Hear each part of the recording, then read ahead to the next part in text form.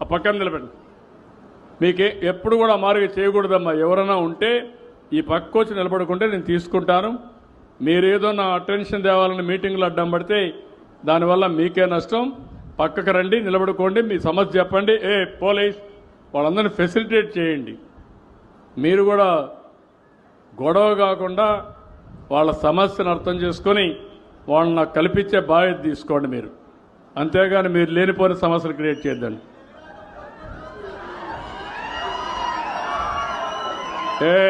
ఉండే చెప్పింది విన్నావా?